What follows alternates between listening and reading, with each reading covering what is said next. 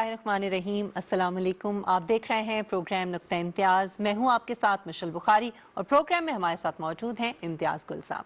नाज़रीन, 19 जुलाई यानी आज ही के दिन सन 1947 में श्रीनगर में कश्मीरियों ने एक तारीखी इजलास के दौरान पाकिस्तान से इल्हाक की करारदाद मंजूर की थी और इसी करारदाद की बुनियाद पर उस वक्त ये फैसला किया गया था कि जो तकसीम का फार्मूला है उसके तहत कश्मीरी जिस मुल्क के साथ चाहेंगे वो इल्हाक कर सकते हैं। उनकी अपनी सवाबदीद होगी, उनकी अपनी मर्जी होगी। और लेकिन उसके बाद अनफॉर्चुनेटली भारत ने जो किया 1947 के अक्टूबर में भारत ने मकबूजा कश्मीर के ऊपर यानी कश्मीर के ऊपर कब्जा कर लिया ज़बरदस्ती और मुसलमानों पर तब से लेकर अब तक बेशुमार मजालिम जो हैं कश्मीरियों के ऊपर ढाए जा रहे हैं, जिसका सिलसिला अभी तक जारी है। बल्कि इसमें मजीद शिद्दत आ गई है गुज़श्ता बरस से, जब हमने देखा कि अगस्त में यानी 5 अगस्त को जो आर्टिकल 370 है उसको ख़त्म कर दिया गया गैर कानूनी तौर पर और कश्मीर की जो खुसूसी हैसियत है उसको तब्दील करने की गैर कानूनी तौर पर कोशिश की गई। आज चूँकि 19 जुलाई है और आज भी जो कश्मीरी मुसलमान हैं वो उसी तरह से वालिहाना मोहब्बत का पाकिस्तान से इजहार करते हैं और उसी तरह से कायम है और उसी तरह से चाहते हैं कि पाकिस्तान के साथ उनका इल्हाक हो। और इसीलिए आज ये दिन पूरी दुनिया में जो कश्मीरी हैं वो मना रहे हैं, पाकिस्तान समेत।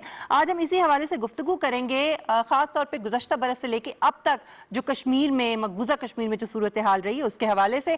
और हमने राब्ता किया है, हमारे साथ मौजूद हैं गौहर गिलानी साहब, श्रीनगर से हमें ज्वाइन कर रहे हैं और सीनियर सहाफ़ी हैं, मुसन्निफ़ भी हैं। तो इन्हीं से जानते हैं कि वहाँ पे जो सूरत हाल है वो है क्या। बहुत शुक्रिया गौहर गिलानी साहब आपके वक्त के लिए। गिलानी साहब, एक तो सबसे पहले मैं आपसे ये जानना चाहूँगी कि यूँ तो हर साल ये दिन मनाया जाता है, लेकिन गुज़श्ता बरस से जो कुछ भारतीय हुकूमत ने किया है कश्मीर के अंदर, उसके बाद से लेकर अब तक जो वहाँ पे हालात हैं, ज़रा आप उसकी थोड़ी सी हमें अगर जायज़ा लें और हमें बताएं कि वहाँ पे इस वक्त सूरत हाल क्या है। बल्कि जो ज़मीनी हक़ाइक़ हैं यहाँ कश्मीर में वो इस कदर तेज़ी से तब्दील हुए हैं गुज़श्ता 5 अगस्त से कि यहाँ तो अब जो हुर्रियत कॉन्फ्रेंस एक पॉलिटिकल प्लेटफॉर्म हुआ करता था वो भी लोगों को एक अफवाह लग रही है कि वो जैसे कि एक अफवाह थी जो उड़ गई। तो लीडरशिप का जो चाहे भारत नवाज या जो पाकिस्तान नवाज या आज़ादी नवाज जो लीडरशिप है वो पूरी एक एब्सेंस है उसकी पॉलिटिकल, जिसको कहते हैं ना the absence of politics in Kashmir. तो सिर्फ एक पॉलिटिक्स चल रही है, वो भारतीय जनता पार्टी की पॉलिटिक्स है, जो हुक्मरान जमात है वही जो कर रही है पुलिस और ब्यूरोक्रेसी के जरिए।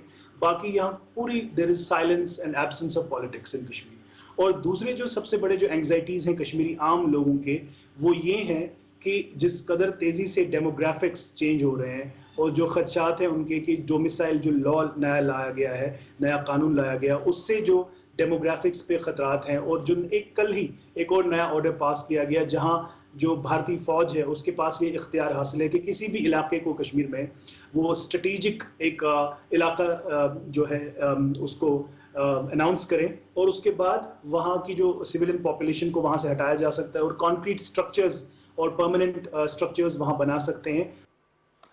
यानी गौहर, इस वक्त आप ये बता रहे हैं कि श्रीनगर में और कश्मीर के दूसरे इलाकों में ख़ास तौर पे कश्मीरी मुसलमानों की सियासत जमूत का शिकार हो गई है क्योंकि कई हज़ार सियासी कारकुनों को, लीडरों को नज़रबंद किया गया है, जेलों में हैं। तो फिर ये बताइए कि उन सियासी जमातों की इस वक्त क्या सूरत हाल है जो तवील अरसे तक भारतीय फेडरेशन के साथ जुड़ी रहीं और इस उम्मीद में कि किसी एक मकाम पे कभी किसी मौके पे कश्मीरियत और उनको इंसाफ मिलेगा। मैं तो नहीं समझता कि जो लोग हैं उनके पास कुछ ऑप्शंस थी, क्योंकि जिस कदर वो ऑपरेशन था 5 अगस्त का, जो जितनी मिलिटराइजेशन यहाँ हुई थी, जिस कदर फौज को भारी तादाद में तैनात किया गया था हर घर के बाहर, और जिस कदर जो एक मैसिव ऑपरेशन किया गया था, उस वक्त लोगों के पास जिसको मुजाहिमत के बहुत सारे कम ऑप्शंस थे, सारी लीडरशिप जेल में थी। एक सबसे बड़ा जो सवाल यहाँ, एक तो abdication of responsibility from the leadership दोनों साइड से, जो आइडियोलॉजिकल डिवाइड, चाहे वो प्रो इंडिया या एंटी इंडिया, दोनों की जो लीडरशिप ने अपने लोगों को तने तनहा छोड़ दिया। सेकंड ये कि जो आपने जो हिंद नवाज सियासतदानों की बात की, वो तो मुझे लग रहा है कि सबसे ज़्यादा हर्ट वही हुए हैं जब चीफ मिनिस्टर को भी आप जेल में रखेंगे और जिस तरह से उनके सारे जो उनकी वर्कर्स हैं, पॉलिटिकल वर्कर्स हैं, उनको जेल में रखेंगे। अब वो इतने बिटर हो गए हैं وہ یہ کہتے ہیں کہ ہم نے تو بھارت کا جھنڈا لہرانے کے لیے یا بھارت کی جو کانسٹیٹیوشن آئین کو لوگوں کو منوانے کے لیے یا بھارت کی جمہوریت کا جو انہوں نے چرچا کیا تھا یا خواب دکھانے کے لیے لوگ گولیاں بھی کھائی تھیں. تو ان کے ساتھ یہ جو برتاؤ کیا گیا تو آپ امیجن کر سکتے ہیں کہ باقیوں کے ساتھ اب وہ خود کہہ رہے ہیں کہ بھائی یہ تو ان کی لینگویج سے یہ لگتا ہے کہ وہ زیادہ ان کی مزاحمت ان کی زبان میں ہے بنسبت جو حریت کانفرنس کے قائدین ہیں. لیکن وہ آئندہ کا لاہ عمل کیا ہوگا وہ بھی بہت ڈیفیکلٹ ہے اس سوال کا جواب دینا, کیونکہ اس وقت کوئی پالیٹکس نہیں ہو رہی ہیں. وہ بالکل جو کہتے ہیں نا پھونک پھونک کے ہر ایک بات کر رہا ہے, اسٹیٹمنٹس بہت ہی دھیرے دھیرے آ رہے ہیں, آہستہ آ رہے ہیں, کوئی بات نہیں کر پا رہا ہے کھل کے. تو ابھی یہ ایک ملٹری آپریشن کی طرح ہی آپ سمجھ لیں. اس کے بعد جب پالیٹکس شروع ہوگی آئی تھنک اس کے بعد ہی کچھ وقت کے ساتھ, لیکن تب تک یہ بھی میں کل ایک میں ملا تھا کسی ایک بھارت نواز سیاستدان سے, انہوں نے مجھے کہا تھا کہ جب ہم بات کرنا شروع کریں گے جو سائلنس کا بھی ماحول ہے, کہیں ایسا نہ ہو کہ جب ہم بات کرنا شروع کریں گے تب بات کرنے کے لیے کچھ رہا. ٹھیک, بہت شکریہ گوہر گیلانی صاحب آپ کے وقت کے لیے. امتیاز صاحب یہ جو کچھ بتا رہے ہیں گوہر, یہ تو بڑی سنجیدہ صورتحال ہے. اس سے تو یہ لگتا ہے خاص طور پہ جو پراپرٹیز کے حوالے سے بھی حالیہ جو اقدامات وہاں پہ کیے گئے ہیں, بڑی مشکل صورتحال ہے اور کافی تشویشناک بھی ہے. آپ نے جیسے گوہر سنا, اس سے پہلے ہم نے بڑی کوشش کی مختلف سیاستدانوں سے بات چیت کی, لیکن انہوں نے جب سنا کہ پی ٹی وی نیوز پہ انہوں نے بات کرنی ہے تو وہ گریز کر رہے تھے تاکہ وہ مزید مشکلات میں نہ کوئی نیا مقدمہ ان کے خلاف نہ بن جائے. تو اب اس میں ہوا یہ ہے, کشمیریوں کی تشویش میں شدید اضافہ ہوا ہے. گزشتہ روز جب مقامی انتظامیہ نے, جموں کشمیر کی انتظامیہ نے 2 نئے فیصلے کیے. ایک فیصلہ تھا کنٹرول آف بلڈنگز ایکٹ 1988, اس کو باقاعدہ طور پہ منظور کیا گیا ہے, اور اس میں بنیادی طور پہ اس کا مقصد کسی بھی علاقے کو اسٹریٹجک قرار دے کر اور وہاں پہ فوج کے لیے تعمیراتی سرگرمیوں کی راہ ہموار کرنا ہے. دوسرا ایک قانون ہے Jammu and Kashmir housing affordable housing redevelopment and rehabilitation policy 2020. اس پالیسی کے تحت کوئی 2 لاکھ کے قریب نئے گھر بنائے جائیں گے. وہاں بھی گھر بنائے جا رہے ہیں, اور پہلے مرحلے میں بتایا گیا ہے کہ 5 سال میں 1 لاکھ گھر بنائے جائیں گے. اب یہ انتہائی تشویشناک صورتحال ہے مقامی کشمیریوں کے لیے. اس کے بہت سارے مضمرات ہیں. پہلی پالیسی جو کنٹرول آف بلڈنگز ایکٹ ہے, اس کا تو یہ مطلب ہے کہ بھارتی افواج اس وقت جہاں جہاں پہ ہیں وہ تمام عارضی کیمپ ہیں. عارضی کیمپ کو وہ اسٹریٹجک قرار دے کے اب وہ مستقل ایکوائر کر لیں گے. جب ایکوائر کر لیں گے تو اس کے اوپر وہ ہر قسم کی تعمیرات کر سکتے ہیں. ہمیں بتایا گیا ہے کہ بھارتی افواج کئی مقامات پہ اسکولوں میں انہوں نے پناہ لی ہوئی ہے, اپنے کیمپ بنائے ہوئے ہیں, کچھ باغات میں, آرچرڈز میں ٹھہرے ہوئے ہیں. تو اس کا یہ مطلب ہے کہ جہاں جب ان کا جی چاہے گا وہ اس علاقے کو اسٹریٹجک قرار دے کے قبضے میں کر لیں گے. اور اس طرح نئے کینٹونمنٹ بنیں گے جو یعنی بھارت کی جو ملٹری اسٹیبلشمنٹ ہے اس کے لیے باقاعدہ ایک جواز بنا دیا گیا, اس کے لیے کالونیاں بن رہی ہیں, اس کے لیے کینٹونمنٹ بن جائیں گے, جس کی وجہ سے جو گوہر صاحب بتا رہے تھے کہ وہاں پہ سیاسی جمود طاری ہو کے لوگوں کو سمجھ نہیں آ رہی کہ کیا کریں. اب دوسرا, جی بالکل, دوسری جو پالیسی ہے کہ جہاں پہ ریہیبلیٹیشن اور جموں کشمیر ہاؤسنگ اتھارٹی اور افورڈیبل ہاؤسنگ جو ہے اس کے تحت جو گھر بنیں گے, آپ جیسے اپنے اٹرو میں بھی کہا کہ اب نئے ڈومیسائل بھی ایشو کیے جا رہے ہیں ان لوگوں کے لیے, ان غیر کشمیری سرکاری افسران کے لیے جو فوج میں ہے یا انتظامیہ میں ہیں ان کو ڈومیسائل بھی دیا جا رہا ہے. تو اس کا یہ مطلب ہے کہ ڈیموگرافی یعنی وہاں پہ آبادی کا تناسب جو ہے وہ اب لامحالہ تبدیل ہوگا. یعنی جو 5 اگست کو عمل شروع ہوا کشمیر پہ قبضے کے ذریعے, اس عمل کو مزید اب کنسالیڈیٹ بھارتی حکومت کر رہی ہے, اور اب کسی کو یہ وہم و گمان, کوئی شک و شبہ نہیں رہنا چاہیے کہ بھارتیہ جنتا پارٹی نے کشمیر کو بھارت میں ضم کرنے کے لیے جو وعدہ کیا تھا اپنی انتخابی مہم کے دوران, اس پر بڑے زور شور سے عمل درآمد جاری ہے. اچھا امتیاز صاحب, اس میں ایک بڑا جو میرے ذہن میں سوال آیا تھا وہ یہ تھا کہ ڈیموگرافی چینج کرنے کی کوشش ہو رہی ہے وہاں پہ, اور جو بھارتی ہیں یا ہندو ہیں ان کو وہاں پہ آباد کیا جا رہا ہے. تو یہ کیا اتنا آسان ہے؟ اس کے لیے تمام تر جو طریقے ہیں وہ تو اپنا رہی ہے بھارتی حکومت، لیکن جو لوگ اگر کسی اور علاقے کے ہیں اور وہاں پہ ان کے پورے خاندان بستے ہیں، کیا ان کے لیے اتنا آسان ہوگا کہ وہ موو کر کے کشمیر میں آ کے سیٹل ہو جائیں؟ دیکھیے اس میں بہت سارے فوج سے جڑے ہوئے بہت سارے لوگ ہیں جو کہ اب کئی سال سے وہیں پہ آباد ہیں. اس طرح سرکاری ملازمین جو وہاں کی پارلیمنٹ ہے، مقامی انتظامیہ ہے، اس میں بہت سارے لوگ ہیں جموں سے آئے ہوئے ہیں یا دلی سے آئے ہوئے ہیں، غیر کشمیری ہیں. تو جتنی جو بڑی پالیسی کا اعلان کیا گیا، جب 35A آرٹیکل جب ختم کیا گیا، اس کا بنیادی مقصد یہی تھا کہ غیر کشمیریوں کو یہاں پہ آ کے آباد کیا جائے. اور صرف ایک ہی طریقہ تھا، اور وہ کہ آپ اس آرٹیکل کو ختم کریں، کشمیر کی خصوصی حیثیت کا خاتمہ کریں، اس کے بعد آہستہ آہستہ ڈومیسائل ان لوگوں کو دے جو یہاں پہ 10 15 20 25 سال سے آباد ہیں. اور یہ وہ لوگ ہیں جن میں سے بہت سارے مقامی آبادی کے ساتھ گھل مل بھی چکے ہیں، کیونکہ بہرحال اب 1988-89 سے یہ سلسلہ جبر و تشدد کا سلسلہ وہاں پہ جاری ہے، اور مسلسل بھارتی افواج کی تعداد میں اضافہ ہوتا چلا گیا ہے. اس وقت بتایا جاتا ہے کہ 8 سے 9 لاکھ کے قریب مختلف سیکیورٹی فورسز ہیں. تو وہ جو پیٹرن ہے کہ اقلیتوں کو دبا کے رکھنا ہے، اور خاص طور پہ مسلمانوں کو، جس کا مظاہرہ ہم نے دیکھا اس سال فروری میں دلی کے کچھ علاقوں میں مسلمانوں کے خلاف تشدد کے واقعات. جواہر لال نہرو یونیورسٹی بڑی پریسٹیجس یونیورسٹی ہے، وہاں پہ اس طرح کے واقعات ہوئے. اور اسی حوالے سے ابھی دلی مائنورٹیز کمیشن کی رپورٹ بھی آئی ہے. اس رپورٹ میں باقاعدہ طور پہ پولیس کو شریک جرم قرار دیا گیا ہے، کمپلیسٹ قرار دیا گیا ہے کہ کس طرح پولیس نے بی جے پی اور RSS کے گنڈوں کی رہنمائی کی یا خاموش تماشائی بنے رہے. اور مطلب اس میں بہت لوگ پریشان تھے کہ آخر وہ انصاف کے لیے جائیں تو جائیں کہاں. اسی وجہ سے جو ہی کمیشن کی رپورٹ آئی ہے اور اس میں اس کو پولیس کو بھی مورد الزام ٹھہرایا گیا ہے، تو کوئی ریٹائرڈ 75 کے قریب سرکاری غیر سرکاری ملازمین ہیں، سابقہ فوج کے ہیں، حکام ہیں، انہوں نے صدر کووند کو ایک خط لکھا ہے، بالکل اسی انداز میں جس طرح 2002 کے گجرات کے واقعات کے بعد وہاں کے دانشور، سیاسی رہنما اور ریٹائرڈ افسران خطوط لکھتے رہے ہیں حکومتوں کو اور عدلیہ کو.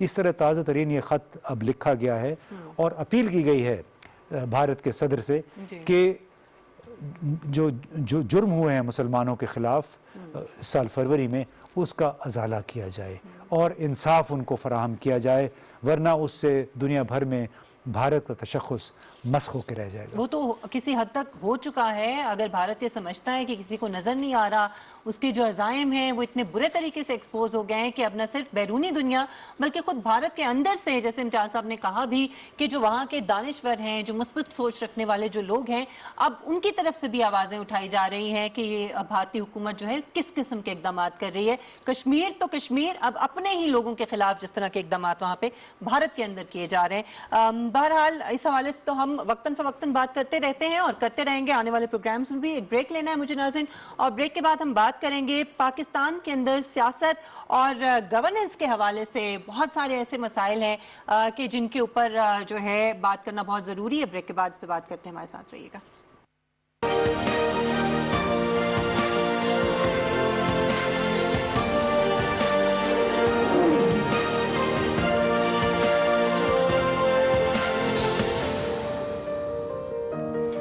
Welcome back. ناظرین، سیاست اور گورننس کے حوالے سے وقتاً فوقتاً سوالات اٹھائے جاتے ہیں اور کچھ بہت ہی بنیادی ایشوز ہیں جن کے اوپر بات کرنا بڑا ضروری ہے. خاص طور پہ ایک کسی ممبر پارلیمنٹ کا اس کے اوپر اگر پوائنٹ آف ویو جو ہے وہ آئے تو میرے خیال میں اس سے بہتر اور کوئی بات نہیں ہوگی. اور اسی سلسلے میں ہم نے کوشش کی ہے کہ ہم رابطہ کریں شازیہ مری صاحبہ سے، پاکستان پیپلز پارٹی کی رہنما ہیں، اور جو سرکاری اخراجات اور خریداریوں کے حوالے سے جو مسائل کا سامنا رہتا ہے، اکثر وفاق کو صوبوں سے شکایت رہتی ہے، صوبوں کو وفاق سے شکایت رہتی ہے، اسی حوالے سے ہم بات کریں گے. امتیاز صاحب ہمارے ساتھ شازیہ مری صاحبہ موجود ہیں. میں چاہوں گی کہ پہلے آپ ان سے آغاز کریں، پھر اس کے بعد میرے ذہن میں کچھ جی شکریہ. شازیہ صاحبہ کو ہم نے اس لیے زحمت دی کہ گزشتہ روز ہم نے خرم دستگیر صاحب جو کہ جن کا تعلق پاکستان مسلم لیگ سے ہے، ان سے بھی ملتے جلتے سوالات کیے تھے. اور اس سیگمنٹ کا بنیادی مقصد یہ ہے کہ وہ خلق خدا جن کے کاندھوں پہ سوار ہو کے ہمارے अरकान पार्लियामान पहुँचते हैं, ऐवान हाई इक़्तिदार में पहुँचते हैं, कि उनसे पूछा जाए कि जो आवाम के हकीकी मसाइल हैं उन पे किस हद तक तवज्जो दी जाती है। तो शाज़िया साहिबा, बहुत शुक्रिया आपने हमें ज्वाइन किया। अवामी मफाद के हवाले से एक बुनियादी सवाल आपसे ये है कि जो सरकारी अखराजात जिस अंदाज में होते हैं, जिस अंदाज में ठेके दिए जाते हैं, जिस तरह उसकी प्राइसिंग होती है, उस पे बतौर रुकन पार्लियामेंट आपका नुक्ता नज़र क्या है? ये सवाल इसलिए उठ रहा है कि गुज़श्ता 7 बरसों के दौरान अगर अंदाज़ा लगाया जाए तो रफ़ अंदाज़ा ये है कि चारों सूबों को कम अज़ कम 14,000 अरब रुपए तरक्याती प्रोजेक्ट्स के लिए मिले हैं। लेकिन अगर आप अंदरून सिंध चले जाएं, आप बलूचिस्तान चले जाएं, आप जनूबी पंजाब चले जाएं, वहाँ पे इन 14,000 अरब रुपयों का कोई बहुत ज़्यादा सुराग नहीं मिल पाता। तो आपके इस बारे में क्या ख्याल है?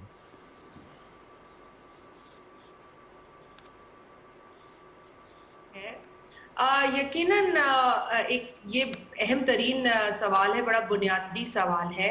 और इस पब्लिक स्पेंडिंग के लिए हमारे पास कुछ रोड मैप्स मौजूद है पाकिस्तान में। बदकिस्मती ये है कि हम उन रोड मैप्स को फॉलो नहीं करते। सबसे बड़ा जो रोड मैप है वो मेरे हाथ में इस वक्त पाकिस्तान का आईन है। अगर पाकिस्तान के आईन को हम सिर्फ एक किताब तस्वुर ना करें, बल्कि एक ऐसा सोशल कॉन्ट्रैक्ट जो आवाम की उमंगें और उनकी परेशानियां और उनके इश्यूज को देखकर लिखने वालों ने लिखा और उस पर सबने अग्री किया, तो मेरा ख्याल है कि हम अपने मसाइल का हल इन शिकों में ढूंढ सकते हैं। अब चूंकि आपने पब्लिक स्पेंडिंग की बात की है, तो एक जो बड़ी इंपॉर्टेंट शिक मेरे सामने है, अगर इजाजत हो और टाइम इतना हो, ये एक नेशनल इकोनॉमिक काउंसिल है। नेशनल इकोनॉमिक काउंसिल जो है वो शिक नंबर है 156 का 2 है, जिसमें एक लिखा है कि the national economic council shall review the overall economic condition of the country and shall for advising the federal government and the provincial government formulate plans in respect of financial, commercial, social and economic policies. In formulating such plans, it shall amongst other factors ensure, अब ये important बात है, ensure balanced development and regional equity. तो देखिए ये जो दो चीजें हैं बहुत important है कि एक तो तरक्की हो और उस तरक्की को हम इक्वल बुनियादों पर देखें। अनफॉर्चुनेटली इम्तियाज साहब, बहस तो होती रहती है, लेकिन इसको रिपीट करना जरूरी है कि हमें आइन की शिकों की इज्जत भी करनी है और उनको फॉलो भी करना है। ये जो एडहॉकिज्म है ना जी, इससे काम नहीं चलता और हम इसी को फॉलो कर रहे हैं, मेरा ख्याल है, मेरी नजर में। तो रोड मैप्स हमारे पास हैं, coming back to it Imtiaz साहब, लेकिन मेरा ख्याल है कि हमें वो जो एक डायरेक्शन जो सिमत का तयन है ना, उसको क्लियर करना है, अपने फोकसेस को क्लियर करना है। अच्छा शाज़िया मरी साहिबा, बड़ी अच्छी बात है कि आपने आईन पाकिस्तान में दर्ज रहनुमा जो उसूल हैं उनका जिक्र किया है, लेकिन जब हम सिंध में, बलूचिस्तान में या पाकिस्तान के कुछ दीगर इलाकों में देखते हैं तो वहाँ पर सेहत है, तालीम है, ये सड़कों का हाल है, तो वो कोई इतना अच्छा नहीं बल्कि खासा ख़राब है। तो फिर इसका मतलब ये है कि जो मुतलका हुकाम है या जो अवामी नुमाइंदे हैं वो इन उसूलों की पैरवी नहीं कर रहे। मैं आपको एक बुनियादी चीज पढ़ के इसलिए सुनाई क्योंकि वो हमारी डेवलपमेंट से मुंसलिक है। नेशनल इकोनॉमिक काउंसिल जो मैंने आर्टिकल 156 के तहत बनती है और फिर वो मिलती है और उसके क्या मकासद है मैंने आपको बताया। अब क्यों जरूरी है इस इकोनॉमिक काउंसिल का मिलना, क्यों जरूरी है सूबों को और वफाक को बैठकर प्लानिंग को इस तरीके से तरतीब देना कि जैसे आपने कहा कि जो हमें जो है वो बिगाड़ नजर आता है, ये बिगाड़ ही सुधारने के लिए हमें एक होकर एक जगह एक आइन के तकाजे के तहत बैठकर और अपनी डेवलपमेंट को बैलेंस और इक्वल रखना है। अब मैं आपको एक छोटी सी मिसाल देती हूँ, चूंकि आप इन चीजों में एकेडमिकली इंटरेस्ट लेते हैं। वो मिसाल ये कि देखिए नेशनल इकोनॉमिक काउंसिल का इजलास, मैं एक मिसाल इस साल की दे देती हूँ कि इजलास जो है वो इकोनॉमिक सर्वे को रिलीज करने से एक दिन पहले होता है। मतलब आपने कह दिया कि जी नेशनल इकोनॉमिक काउंसिल ने मीट कर लिया, तो ये मीट करना नहीं होता, सिर्फ इसकी स्पिरिट को समझने की जरूरत है। और मैं समझती हूँ इसमें उस हर गवर्नमेंट की कोताही है और उस हर शख्स की कोताही है जो आइन के स्पिरिट को समझे बगैर काम करते हैं। अगर हम आइन के स्पिरिट को समझे तो ये मेरा यकीन है और गहरा यकीन है कि हमारे पास मसाइल का हल मौजूद है। जी शायद ये बताइए कि क्या पार्लियामान के अंदर आईन पाकिस्तान की पासदारी और जो अवामी फलाह बहबूद पर हकीकी तवज्जो के लिए आपके दूसरी पार्टियों के रहनुमाओं के साथ, अरकान के साथ कभी रस्मी या गैर रस्मी बातचीत भी होती है? बिल्कुल ये बात होती है, दोहराया जाता है, और मेरे ख्याल है इसे दोहराया जाना और इस पर अमल ना होना, इससे मायूसी नहीं होनी चाहिए। अगर हम में से चंद लोग इसे दोहराते हैं तो इसे रिपीट करते रहना चाहिए। शायद कभी ना कभी हमारी इस तकाजे को सुन लिया जाए, हमारी इस बात को समझ लिया जाए।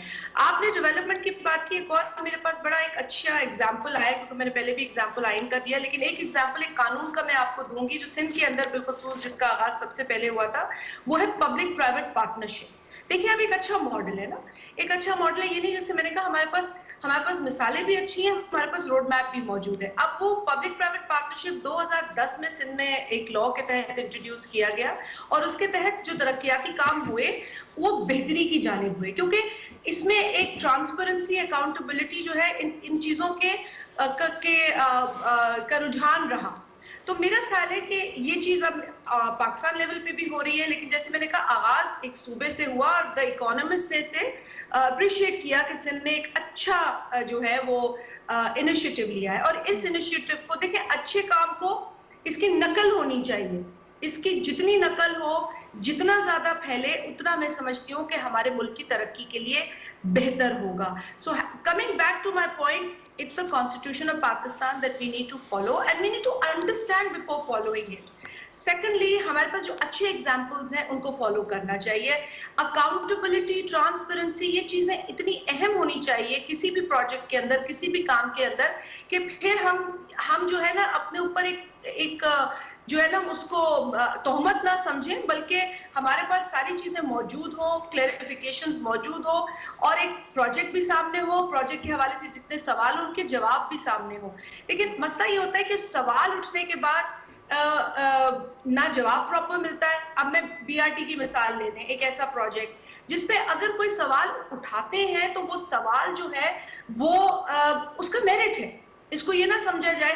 देखिए पाकिस्तान के एक्सचेकर का पैसा कहीं भी लगेगा, डबल लगेगा, ट्रिपल लगेगा, और फिर भी प्रोजेक्ट कंप्लीट नहीं होगा, तो मुझे भी तकलीफ होगी और आपको भी तकलीफ होगी। इस तरह पाकिस्तान में कहीं भी इस तरह का काम हो तो मेरा ख्याल है उसमें ट्रांसपेरेंसी का एलिमेंट पहले ही डाल देना चाहिए। और पब्लिक प्राइवेट पार्टनरशिप एक अच्छा तरीकाकार है, एक अच्छा रुझान है, और इस पर हमें ज्यादा से ज्यादा फोकस करना चाहिए। साथ ही साथ आई थिंक जो सोसाइटी के अंदर एक तरबियत की जरूरत है, हमें एज इंडिविजुअल्स भी हर चीज ओनरशिप की जरूरत है। मतलब अगर एक प्रोजेक्ट बनता है, as an individual, as a citizen of Pakistan, मुझे जरूरत है अपने प्रोजेक्ट की ओनरशिप लेने की, आपको जरूरत है आपके प्रोजेक्ट की ओनरशिप लेने की। हम देखते हैं कि हमारे अंदर थोड़ा सिविक सेंस जो है ना उसकी कमी है, जिसके लिए आपने तो सुना ही होगा कि शॉपिंग कार्ट टेस्ट होता है। आप शॉपिंग कार्ट टेस्ट कर ले, आप देख लें कि कितने लोग हमारी सोसाइटी में उस कार्ट को, उस शॉपिंग कार्ट को उस जगह रखेंगे जहां उसको रखना जरूरी है। तो यहाँ पर हमारा अपना सिविक सेंस, अब आप देख रहे हैं कि हमारे सैर व तफरीह की जगहें, लोग सैर व तफरीह के लिए जाते हैं और वहां जो हशर हो जाता है उन जगहों का टूरिज्म के बाद, तो ये रिस्पॉन्सिबिलिटी हमारी है। इसी तरह हर प्रोजेक्ट को संभालना भी ओनरशिप के एलिमेंट को होना जरूरी है। These are a few things that I feel अगर हम इन सब चीजों को समझें तो हमारी डेवलपमेंट होगी भी, और सस्टेनेबल डेवलपमेंट होगी, और उसके बाद उसकी मेंटेनेंस भी हमारे पास होगी, और वो हम देखेंगे। तो बड़ी अच्छी बात है, आपने कहा कि बातचीत होती होगी, लेकिन आप भी जानती हैं और हमारा भी तजुर्बा ये कहता है कि पब्लिक प्रोक्योरमेंट के निज़ाम की जब बात होती है तो इसकी बेहतरी में ना ही सियासतदान दिलचस्पी रखता है और ना ही सरकारी अफसर, तो फिर मामला ठीक कैसे होंगे? I think this is a very important question again, बड़ा अहम सवाल है। और देखिए कानून क्यों बनते हैं? कानून बनते हैं कि आपकी, मेरी और तमाम लोगों की जिंदगियां आसान हो। अगर यहाँ जराइम है तो वो कम हो, अगर यहाँ सोशल इश्यूज हैं तो उनको टैकल किया जाए। ये कवानीन बनते हैं लोगों के लिए, लोग कवानीन के लिए नहीं बनते। तो डेवलपमेंट भी लोगों के लिए होती है, प्रोजेक्ट्स भी लोगों के लिए बनते हैं। मैं समझती हूँ कि पेपरा के कवानीन पर पहले भी बात हुई और अब भी ये बहस एक जारी है, ऑन गोइंग डिबेट है। पेपरा के कवानीन ऐसे होने चाहिए कि प्रोजेक्ट की जो डिले प्रोसेस है ना उसको कंट्रोल किया जाए, और इतनी ज्यादा जो स्टेजेस हैं जिसकी वजह से काम बहुत बहुत रुक भी जाते हैं, और फिर जब वो रुकते हैं काम, उसके बाद اس کی کاسٹ بھی بڑھتی ہے، اشیاء کی کاسٹ روزمرہ کی بنیاد پر اب تو جس طرح چل رہا ہے نظام اور انفلیشن جو ہمارے پاس ہے، اب تو یہ نہیں پتا کہ آج جو دام ہے وہ کل ملے گا یا نہیں ملے گا کسی چیز کا۔ تو اس میں سمجھتی ہوں کہ بہت ضروری ہے کہ پیپرا رولز کو اس اینگل سے ریوزٹ کیا جائے اور کیا جانا چاہیے کہ پروجیکٹس کے اندر جو کاسٹ ہے وہ بیجا انکریز نہ ہو پبلک سیکٹر کے کام کو، بلکہ میری نظر میں اور کم ہونا چاہیے، کیونکہ وہ ایکسچیکر سے نکلتا ہے پیسہ، وہ عوام کے ٹیکسز سے نکلا ہوا اس پول کا پیسہ ہے۔ تو یہ تو ہمارے پاس ایک ایسی امانت ہے جس کا استعمال اور زیادہ ذمہ داری اور ایمانداری سے کرنے کی ضرورت ہے۔ لہٰذا اگر پیپرا رولز کے اندر کوئی ایسی شکیں ہیں یا کوئی ایسی پروویژنز ہیں جو کہ کام کو بڑھاتی ہیں، کاسٹ کو بڑھاتی ہیں، پروجیکٹس کو ڈیلے کرتی ہیں، دشواریاں پیدا کرتی ہیں، تو اس کو ریوزٹ کیا جا سکتا ہے۔ چلیے، بہت شکریہ شازیہ مری صاحبہ۔ امتیاز صاحب، she is very well spoken parliamentarian اور بڑا مجھے ان کا انداز گفتگو پسند ہے، لیکن ہم نے خرم دستگیر صاحب سے بھی جب بات کی تو وہ بھی بڑا پازیٹیو ان کا رسپانس تھا، شازیہ صاحبہ نے بڑی زبردست باتیں کی، لیکن جب پریکٹیکلی ان کو موقع ملتا ہے گورنمنٹ میں ہو یا پارلیمنٹ میں، ظاہر ہے یہ پارٹیز موجود ہیں، تب پریکٹیکلی کیوں نہیں کچھ کیا جاتا؟ دیکھیے، ہر جماعت میں بڑے اچھے ویل ورس آؤٹ سپوکن لوگ موجود ہیں، پڑھے لکھے ہیں، ان کو احساس بھی ہے کہ عوام کو کن مسائل کا سامنے اور کیوں ہے، یہ کیوں بھی انہیں معلوم ہے۔ اور جیسے خود ہی شازیہ صاحبہ نے پیپرا کی بات کی، اب پیپرا بار بار اس کو کافی ہم نے اس پہ ڈسکشن بھی کی ہے کہ اس کی وجہ سے لاگت میں بھی اضافہ ہوتا ہے، اس کی وجہ سے وقت بھی بہت صرف ہوتا ہے، اس کی وجہ سے گڑبڑ بھی بہت ہوتی ہے۔ تو بڑی مثبت بات ہے کہ پیپلز پارٹی کی ایک سرکردہ رکن اسمبلی ہیں، سیاستدان ہیں، وہ بھی اس امر سے اتفاق کرتی ہیں کہ پیپرا کے قوانین پہ نظر ثانی کی ضرورت ہے، وفاق اور صوبوں کے درمیان مشاورت، باقاعدہ مشاورت مالی وسائل کی تقسیم کے حوالے سے ہونی چاہیے، اور انہوں نے یہ بھی مانا ہے کہ وسائل کے ضیاع کو روکنا چاہیے، یعنی جب پیپرا کے ذریعے جائیں گے تو وسائل آپ کے زیادہ خرچ ہوتے ہیں، اور اس کی بنیادی وجہ وہ قوانین ہیں جس پہ پیپرا کی بنیاد کھڑی ہے، پرانے قوانین ہیں انگریز کے زمانے کے، تو وہ قوانین اس نوعیت کے ہیں کہ اس میں چاہے وہ بیوروکریٹ ہے، چاہے متعلقہ حلقے کا سیاستدان ہے، چاہے ٹھیکیدار ہے، سب اس سے کوئی نہ کوئی فائدہ کسی نہ کسی انداز میں ضرور اٹھاتے ہیں۔ تو اس وجہ سے ہمارا یہ تجربہ رہا کہ پارلیمانی اراکین کی اکثریت یا اگر بیوروکریٹ سے بات کریں تو وہ ایک دوسرے پہ ملبہ ڈالتے رہتے ہیں، کوئی اس طرف نہیں آتا۔ کل کی گفتگو سے بھی آپ کو اندازہ ہوگا کہ پیپرا کے قوانین آؤٹ ڈیٹڈ ہو چکے ہیں، فرسودہ ہو چکے ہیں، اور جو ہم مختلف ماہرین بھی بات کرتے ہیں کہ جب تک یہ تمام نظام آن لائن نہیں جائے گا، جب تک انفارمیشن ٹیکنالوجی کے ذریعے سسٹمز جو ہیں انٹیگریٹ نہیں ہوں گے، جب تک بیوروکریٹ اور بزنس کا تعلق جو ہے فزیکل تعلق وہ کم سے کم نہیں کیا جائے گا، اس وقت تک پبلک سیکٹر مطلب جو عوام کے فلاح و بہبود کے لیے مختص ہونے والے فنڈز ہیں، اس کا نصف سے زیادہ یوں ہی چند جیبوں میں جاتا رہے گا، جو کہ بڑے افسوسناک بات ہے، اور یہ تمام سیاستدانوں کو بھی اس بات کا علم ہے، لیکن بہت کم ہیں ویل میننگ جو کہ اس ضرورت پہ یقین رکھتے ہیں اور جن کی خواہش ہے، جیسے شازیہ مری صاحبہ نے بھی بار بار کہا کہ ہمیں ان قوانین کو پہ نظر ثانی کی ریوزٹ کرنے کی ضرورت ہے، اور کوشش ان کی بھی ہوگی اور ہماری بھی کوشش رہنی چاہیے کہ بات چیت کرنا ضروری نہیں ہے۔ بات چیت تو بالکل دیکھیں جی، کہہ رہی تھی کہ بات چیت ہوتی ہے، آپ کے خیال میں اس طرح سے ہوتی ہے؟ میرا خیال ہے کہ اتنی کوئی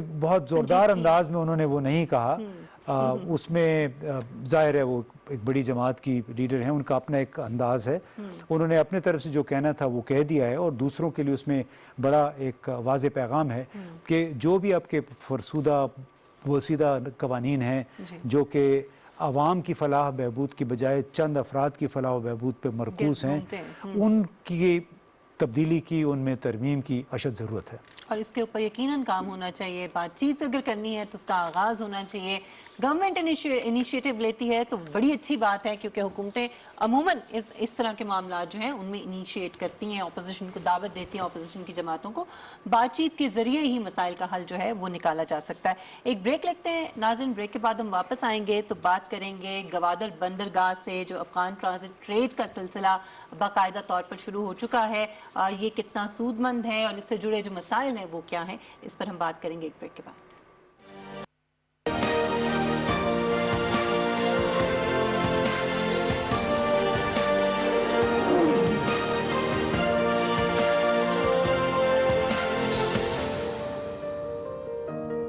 वेलकम बैक नाज़रीन। गवादर को अफगान ट्रांजिट ट्रेड के लिए बाकायदा गुज़श्ता माह जो है गवादर बंदरगाह को खोल दिया गया है, और अब कराची के साथ साथ गवादर को भी तिजारती रास्ते के तौर पर इस बंदरगाह को भी इस्तेमाल किया जा सकेगा, जिससे बड़ी खुशाइन बात यह है कि दोनों ममालिक के दरमियान जो तिजारत है उसको फ़रोग़ मिलेगा।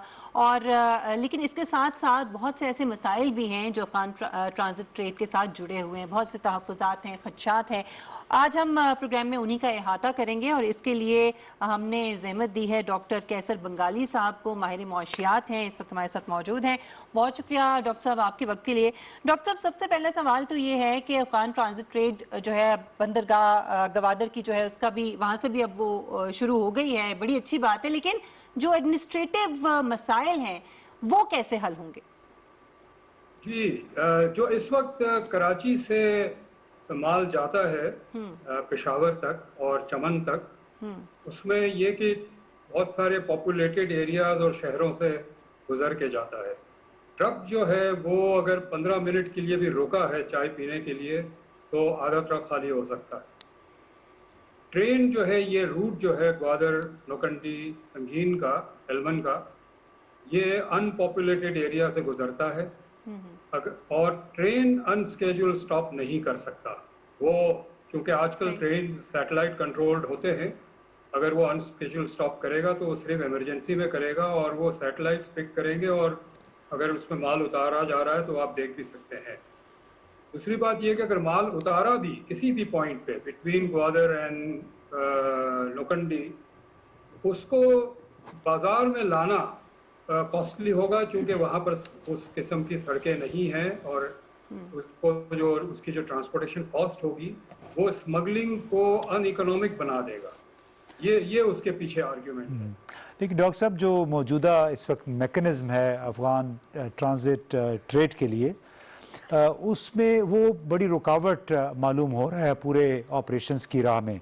अब ट्रांजिट ट्रेड की राह में आप ये बताइए कि इस कौन सबसे बड़ी रुकावट है? पाकिस्तान के अंदर है, पाकिस्तान से बाहर है? क्या ये मैकेनिज्म उसकी राह में रुकावट है और इसमें कोई बेहतरी लाई जा सकती है?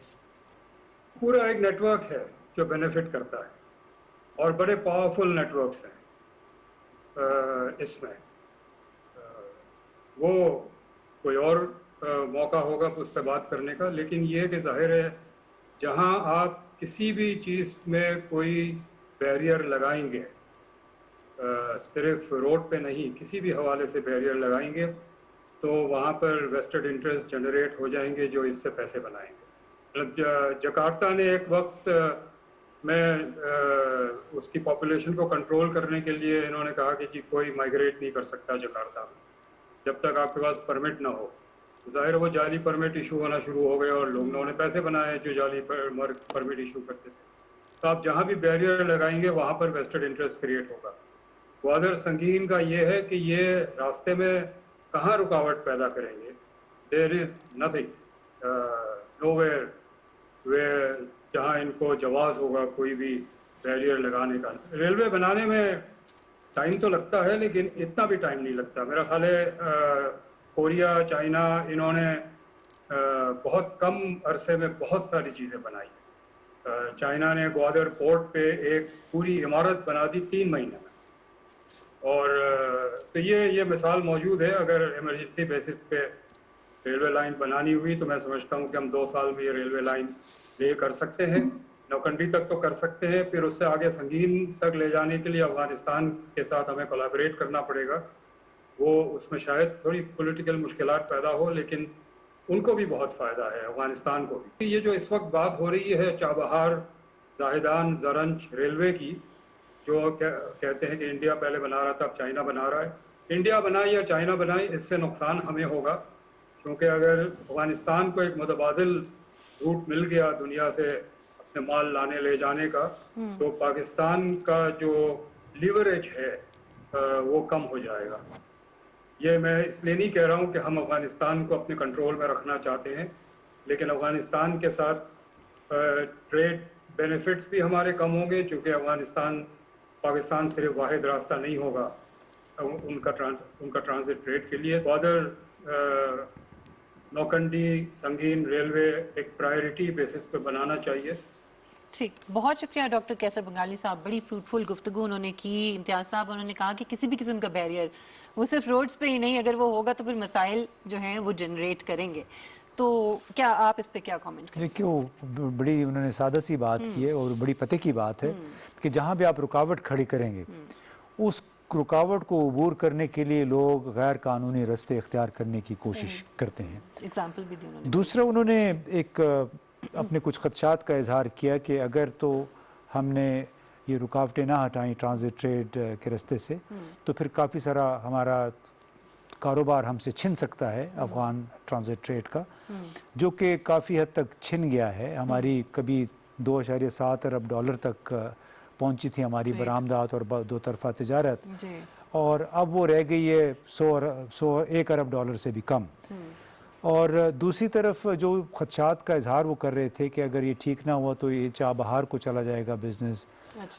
हो सकता है कि उनके ये खदशात दुरुस्त साबित ना हों, क्योंकि अभी 2-3 रोज़ पहले ये ख़बर आई थी कि ईरान और चीन के दरमियान एक बड़ा मुआहदा हुआ है, बड़ा तवील मुद्दती ताउन का मुआहदा हुआ है, और उसमें ईरान को चाबहार से और एक और रेलवे प्रोजेक्ट से निकाल दिया गया। अब वला आलम किस हद तक दुरुस्त है, लेकिन अभी तक उसकी तरदीद नहीं हुई चीन की तरफ से।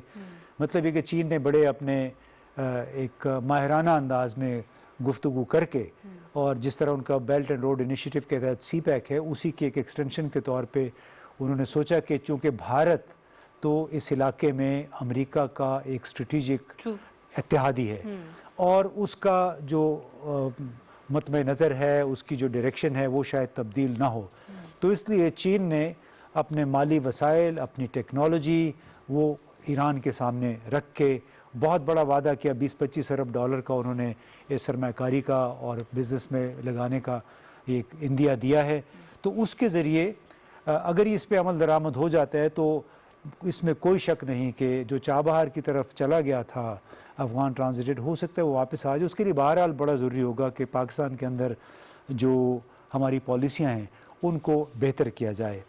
अब कैसर बंगाली साहब और इन जैसे और बहुत सारे मईशतदान और एक्सपर्ट्स, उनका ये ख्याल है कि पाकिस्तान और अफ़गानिस्तान को अगर रेलवे के ज़रिए कनेक्ट कर दिया जाए तो इससे न सिर्फ वक्त और वसाइल की बचत होगी, बल्कि स्मगलिंग का भी सद्देबाब हो सकता है, जो बंगाली साहब भी बड़ी वजाहत से बता रहे थे कि ट्रेन को आप रास्ते में रोक नहीं सकते हैं। तो बड़ा अच्छा होगा कि इस दोनों मुल्कों को ट्रेन के ज़रिए मिला दिया जाए और कराची और गवादर से तमाम कार्गो ट्रेन के ज़रिए अफ़गानिस्तान मुंतकिल कर दी जाए। और ये कोई मुश्किल काम भी नहीं है, 2-3 साल में हो भी सकता है, क्योंकि चमन के रास्ते कंधार तक ट्रेन बिछाने का मंसूबा पहले ही टेबल पे है। अब वो गालिबन दोनों मुल्कों के जो कशीदा ताल्लुकात हैं और इसके अलावा जो वेस्टेड इंटरेस्ट जो है, जो कि वो लोग जो कि स्टेटस को या मौजूदा सूरत हाल से मुसलसल फ़ायदा उठाते रहे, वो इस नौइयत के प्रोजेक्ट्स की राह में रुकावट बने रहते हैं। और ऐसा मालूम होता है कि जो स्टडी और जो MOU टेबल पे है कोई गुज़िश्ता 5 बरसों से, उस पर शायद अभी गर्द जम गई हो, क्योंकि उसमें किसी की दिलचस्पी नहीं है। तो बड़ा अच्छा होगा कि उस मंसूबे पे अमल दरामद किया जाए और पाकिस्तान के अंदर जो ट्रांजिट ट्रेड की ट्रांसपोर्टेशन है उसके लिए भी सहूलत पैदा की जाए, ताकि जो बिज़नेस ट्रांजिट का और दो तरफ़ा वो पाकिस्तान से कम हो गया या जा चुका है वो वापस आ जाए। और इसके लिए बड़ा ज़रूरी है कि इसके ऊपर बाकायदा तौर पर तवज्जो देकर اس پہ غور کیا جائے اور اس میں جو مسائل اور جو رکاوٹیں درپیش ہیں ان کو دور کرنے کے لیے کوششیں کی جائیں۔ ناظرین، پروگرام کا وقت یہاں پہ ختم ہوتا ہے۔ مشل بخاری اور امتیاز گل صاحب کو اجازت دیجیے، انشاءاللہ اب آپ سے ملاقات ہوگی اگلے ہفتے۔ تب تک کے لیے اپنا بہت خیال رکھیے گا۔ اللہ حافظ۔